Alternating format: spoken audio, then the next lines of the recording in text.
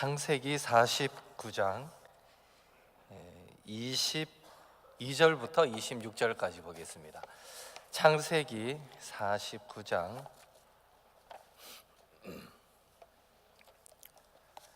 22절부터 26절까지.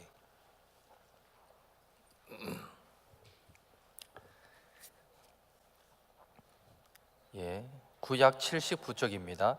창세기 49장 22절에서 26절 한 절씩 교독해서 읽습니다. 요셉은 무성한 가지 곧 샘 곁에 무성한 가지라. 그 가지가 담을 넘었도다.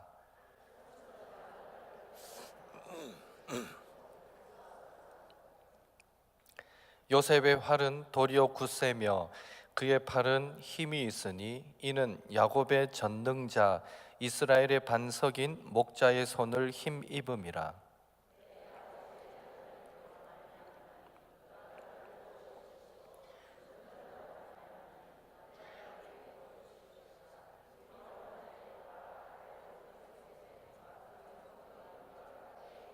같이 읽습니다. 내 아버지의 축복이 내 선조의 축복보다 나아서 영원한 산이 한 없음같이 이 축복이 요셉의 머리로 돌아오며 그 형제 중 뛰어난 자의 정수리로 돌아오리로다. 아멘. 소개는 너무 거창하게 받았는데 얼마나 그 소개한 만큼의 값어치가 될지는 모르겠습니다. 그래도 1월 한 달 여러분이 기도해 주시고 또 마음을 모아 주셔서 그래도 우리 많은 성도님들이 다음 세대 교육에 대해서 깊은 관심을 가지게 되었다, 이렇게 생각을 해봅니다.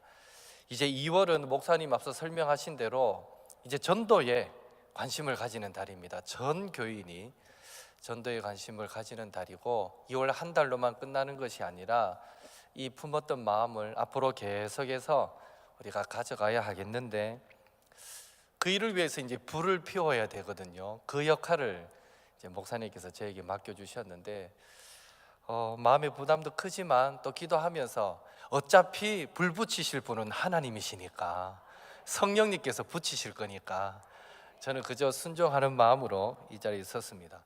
뒤편에 앉아 있으니까 목사님께서 재밌게 해 하셨어요. 혹 재미없더라도 재미있게 들으십시오. 그러기를 부탁드리고 오늘 나눈 말씀 가지고 전도에 대해서 한 번 더 생각해보고 이제 본격적인 나눔들은 특별 새벽 기도회부터 나눠보도록 하겠습니다.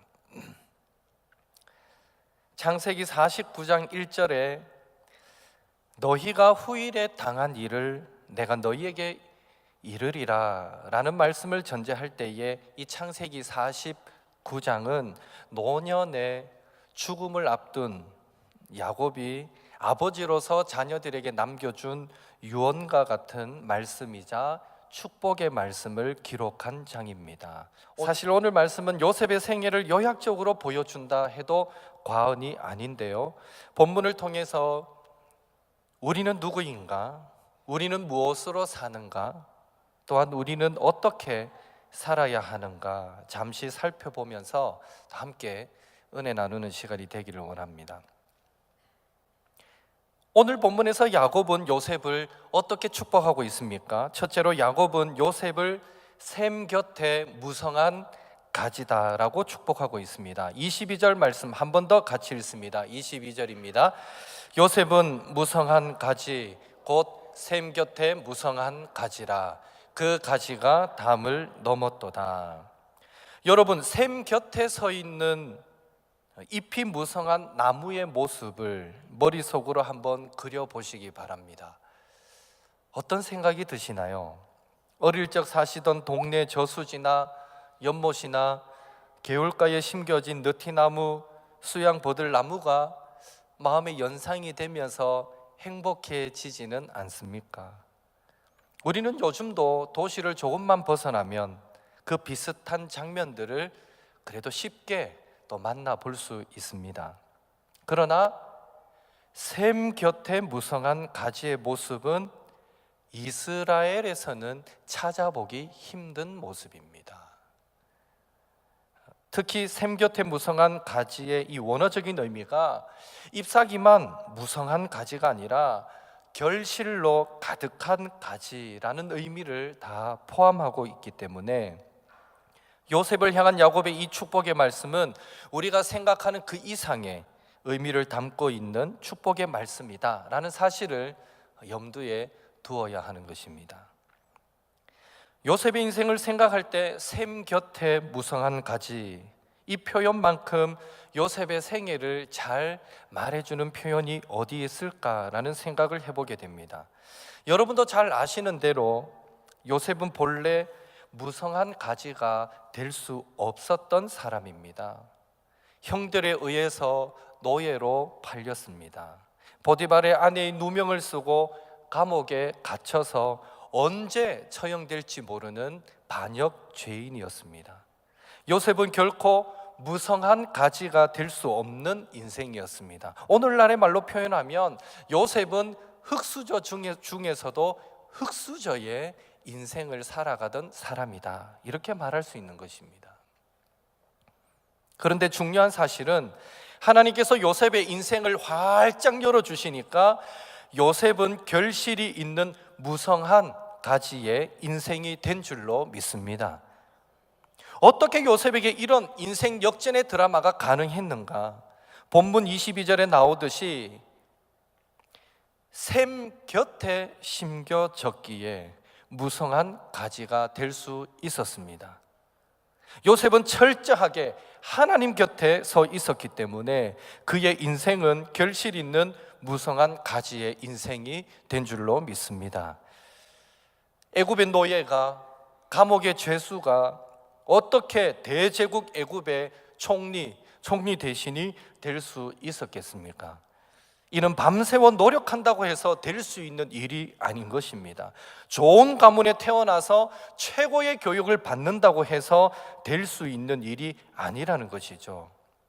그렇다고 요셉에게 어떤 대단한 능력이 있었던 것도 아닙니다. 설령 요셉에게 훌륭한 지혜나 처세술이 있었다 해도 죄수가 총리 대신이 되는 이 기적을 만들어내는 것은 거의 불가능에 가까운 것입니다. 결국 요셉이 애굽의 총리 대신이 된 것은 어떤 경우에서도 하나님 앞에 범죄하지 않으려는 자세로 하나님 곁에 그 말씀 앞에 서 있던 요셉을 향한 하나님의 파격적인 은혜로 되어진 일인 줄로 믿습니다. 그런 의미에서 오늘 우리는 우리 자신에게 진지하게 한번 물어봐야 합니다. 내 인생에서 가장 중요한 일은 무엇인가? 실제로 여러분이 지금 중요하게 여기며 살아가고 있는 일이 무엇입니까? 공부입니까? 학생이 오늘은 거의 안 보입니다. 맞죠? 취업입니까? 결혼입니까? 자녀 양육입니까? 사업 번창입니까? 직장 승진입니까? 내 집 마련입니까? 노후 관리입니까? 또 건강입니까?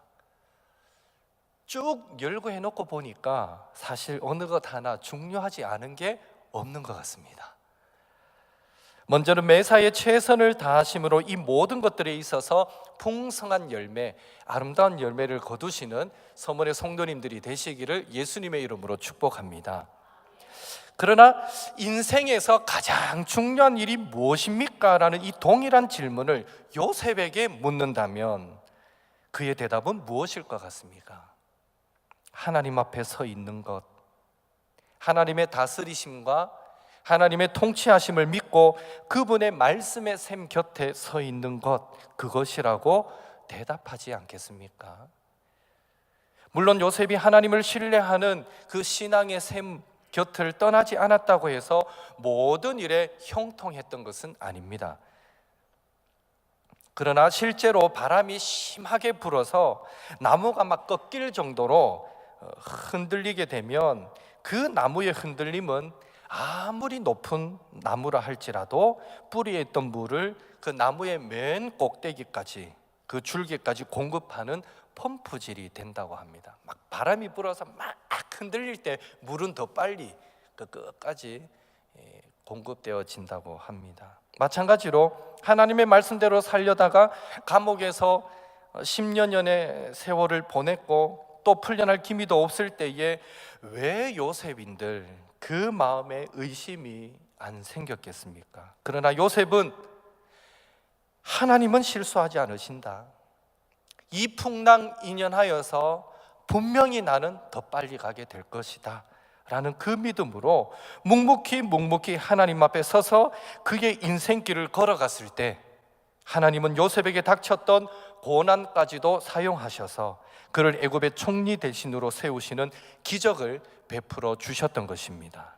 그런 의미에서 인생에서 가장 중요한 일은 어떤 순간에서도 하나님 앞에 서 있는 것, 그분의 말씀의 샘 곁에 서 있는 것이다, 우리는 이렇게 고백할 수밖에 없는 것입니다. 예수님도 먼저 그 나라와 그 의를 구할 때 우리에게 필요한 모든 것들을 더하여 주시겠다 말씀해 주셨습니다. 그런 의미에서 성도가 하나님의 축복을 받는 영적인 원리가 있다면 먼저 하나님 앞에 서는 것, 먼저 하나님 나라와 그 의를 구하는 것, 먼저 하나님과의 바른 관계 속으로 들어가는 것이고, 지금 당장 아무리 나에게 중요하게 급하게 여겨지는 것이라 할지라도 그 모든 것들은 하나님 앞에 바로 서는 것 다음이 되어야 한다라는 것임을 꼭 기억하셔서, 바라기는 우리들도 요셉처럼 실수하지 않으시는 하나님, 고난까지도 사용하셔서 합력하여 선을 이루시는 그 하나님을 믿는 믿음으로 내 인생에서 가장 소중한 일은 하나님 앞에 서 있는 것입니다. 하나님의 다스리심, 하나님의 통치하심을 믿고 하나님의 말씀의 샘 곁에 서 있는 것입니다. 내 인생에 있어서 가장 소중한 것은 늘 하나님과의 바른 관계 속에 내가 살아가는 것입니다. 이 신앙 고백을 가지고 살아가심으로 저와 여러분의 인생도 요셉처럼 샘 곁에 무성한 가지의 인생이 될 수 있기를 예수님의 이름으로 축복합니다.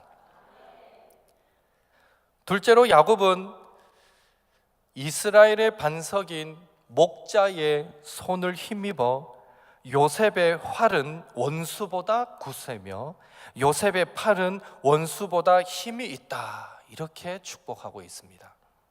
23절 24절 말씀 또 함께 읽겠습니다.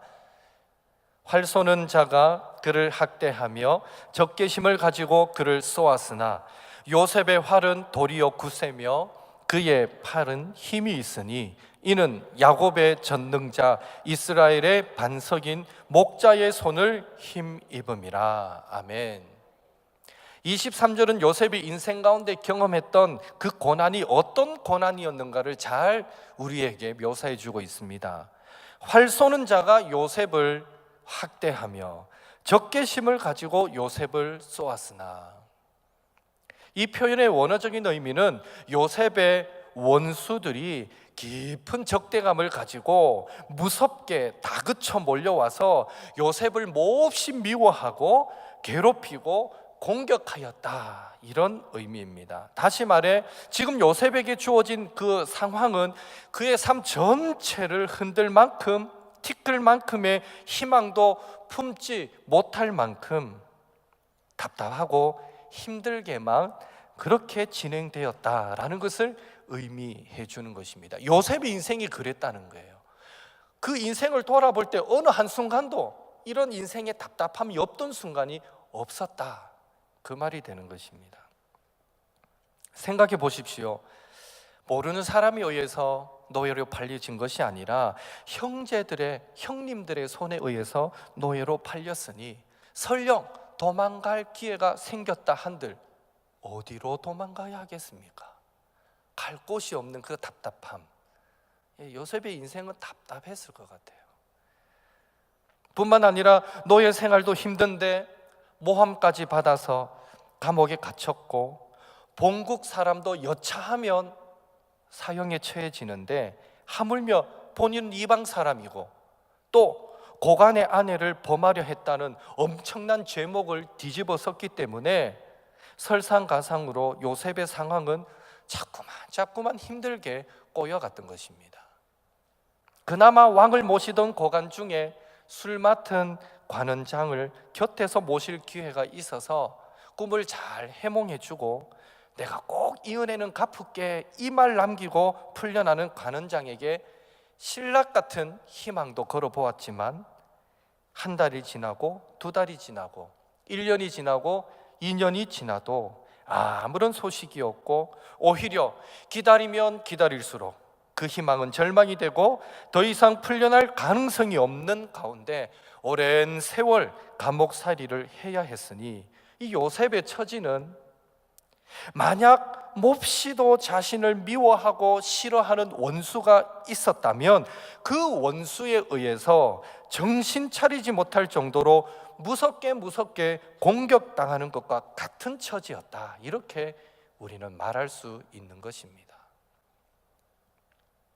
그러나 우리가 오늘 말씀을 대할 때에 주의할 것은 오늘 본문이 강조하고 있는 것은 요셉의 절망적인 상황이 아닙니다.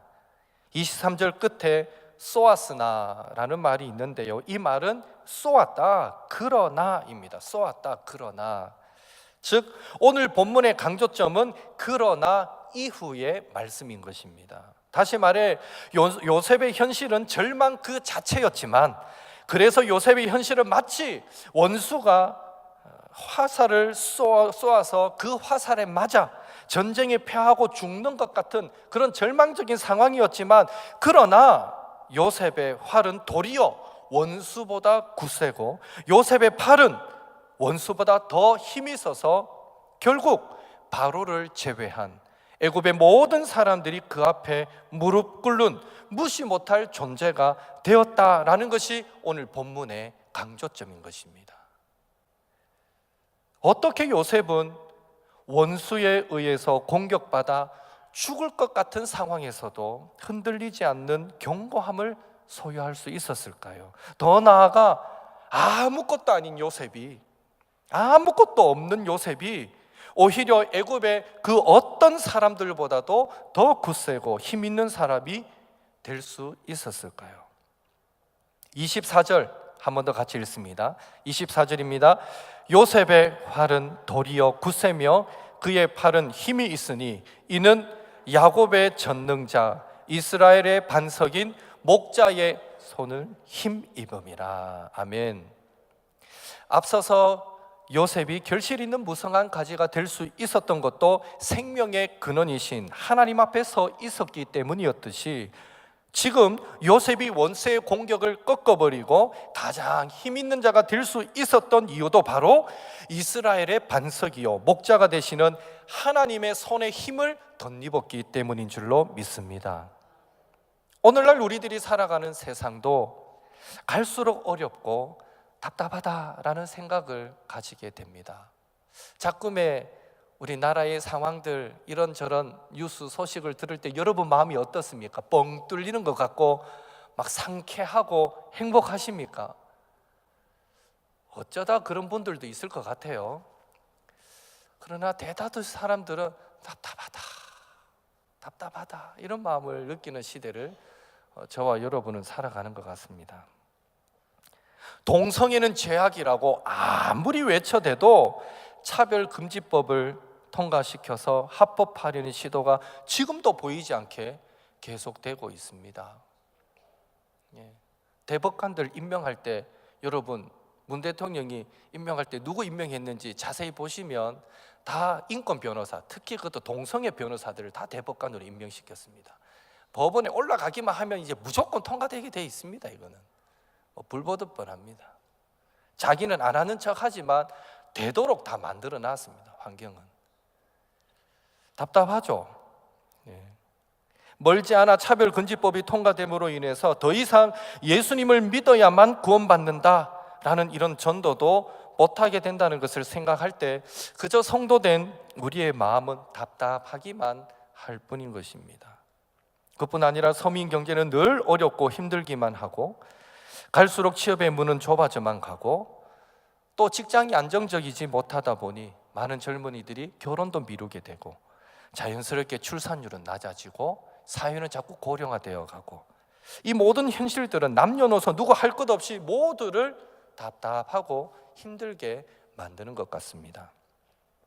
그러나 설령 우리에게는 이런 세상을 이길 힘이 없고 우리에게는 이런 세상을 변화시켜 나갈 힘이 없다고 하더라도 요셉이 전능하신 하나님의 그 손을 힘입음으로 절망적인 상황을 희망으로 바꾸는 축복의 주인공이 되었듯이 오늘 우리도 25절 말씀처럼 위로는 하늘의 복과 아래로는 깊은 샘의 복, 또 젖먹이는 복과 태의 복을 주시는 그 전능하신 하나님의 손을 힘입을 때 세상 모두가 안 된다고 할 때 되는 은혜, 세상 모두가 죽겠다 할 때에 살아나는 은혜, 세상 모두가 절망이라고 말할 때에 희망을 노래하는 은혜, 세상 모두가 포기할 때에 일어서는 그런 은혜의 주인공이 될 줄로 믿습니다. 이 축복이 주어진 환경에 좌절하지 않고 주어진 상황에 굴하지 않으며 모든 순간에 전능하신 하나님의 손에 힘을 덧입어 살아가기를 소망하시는 우리 서문의 모든 권속들, 개인과 가정 위에 충만하게 넘치게 되기를 예수님의 이름으로 축복합니다. 그래서 우리는 더 기도해야 하는 것이죠. 마지막으로 야곱은 요셉의 결실 있는 무성한 가지가 담을 넘었다라고 축복하고 있습니다. 22절 말씀을 한 번 더 같이 읽겠습니다. 22절입니다. 요셉은 무성한 가지 곧 샘 곁에 무성한 가지라. 그 가지가 담을 넘었도다. 아멘. 여기 요셉의 가지가 담을 넘었다라는 표현은 우리 그리스도인의 인생은 샘 곁에 결실 있는 무성한 가지가 되었다는 것, 또한 목자의 손을 힘입어서 원수보다 굳세고 힘있게 되는 그것에서 끝나서는 안 된다라는 것을 강조하고 있습니다. 다시 말해 하나님의 축복을 받아서 혼자만 잘 먹고 잘 살다가 끝나는 그런 인생이 되어서는 결단코 안 된다라는 것을 강조하고 있다는 것이죠. 중요한 것은 요셉의 결실 있는 가지가 담을 넘어갔듯이 오늘 우리도 하나님으로부터 받은 그 은혜와 축복과 구원이 우리 한 개인과 가정을 넘어서야 하며 결실 있는 가지가 담을 넘는 그것이 오늘 우리 성도들이 이 땅에서 마땅히 감당해야 될 사명이 되어야 한다는 것입니다. 여러분, 하나님은 왜 노예 요셉에게 눈길을 두셨을까요? 하나님께서 죄악과 타협하지 않고 믿음 지키다가 감옥에 갇힌 요셉에게 주목하신 이유가 무엇일까요? 왕이 아니고는 아무도 요셉을 감옥에서 꺼내줄 수 없는데 요셉을 알지 못하는 왕을 통해서 꿈 해몽이라는 비상한 방법을 사용하셔서 감옥에서 끌어내신 그 이유가 무엇이냐라는 것입니다. 도무지 꿈도 꿀 수 없는 그 총리의 자리까지 요셉을 끌어올리신 이유가 무엇일까요? 하나님은 왜, 도대체 무엇을 위해 요셉을 축복해 주셨을까요? 이유는 한 가지입니다. 하나님의 놀라운 구원 역사를 위해, 하나님의 사랑을 온 세상에 드러내기 위해서인 줄로 믿습니다. 요셉은 자신의 인생 모든 순간에 자신을 향한 하나님의 뜻을 알고자 몸부림쳤고, 자신이 당하는 고난을 당장에는 이해할 수가 없었지만 분명 그 가운데에 이루시기를 원하시는 하나님의 뜻이 있음을 확신하였기에 비록 고난으로 얼룩진 생애였지만 결과적으로 하나님의 계획과 목적을 위해 아름답게 쓰임받는 인생, 가지가 담장을 넘어가는 그런 인생이 될 수 있었던 것입니다. 여러분, 총리가 된 이 요셉이 형들을 만나고 형들이 벌벌 떨면서 야, 이제 죽었구나, 그럴 때에 요셉이 했던 말 기억하실 것입니다. 창세기 45장 5절 말씀을 한 번 더 같이 읽겠습니다. 45장 5절입니다.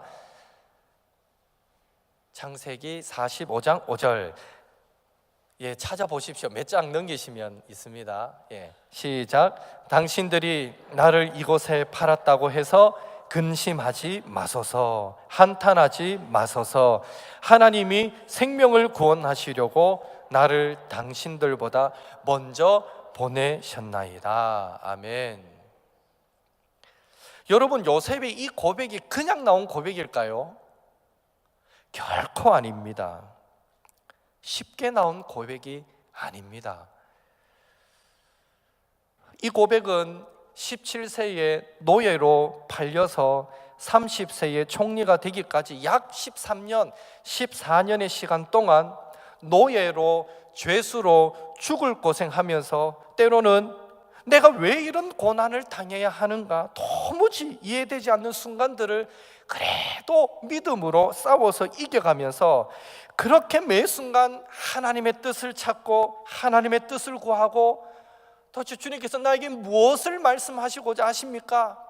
그렇게 두들긴 결과 13년 만에 형들을 만나고 나서 비로소 그 지긋지긋한 고난의 목적을 깨닫고 했던 고백이 그 고백인 것입니다.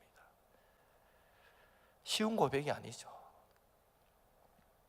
결국 하나님은 이렇게 모든 순간에 하나님의 뜻, 하나님의 꿈을 찾고자 하나님의 마음을 알고자 몸부림치는 요셉을 주목하셨고 그를 축복하심으로 샘 곁에 결실 있는 가지가 되어서 담장을 넘어가는 인생이 되게 하심으로 그 축복을 다른 사람들이까지 맛보게 만드셨던 것입니다.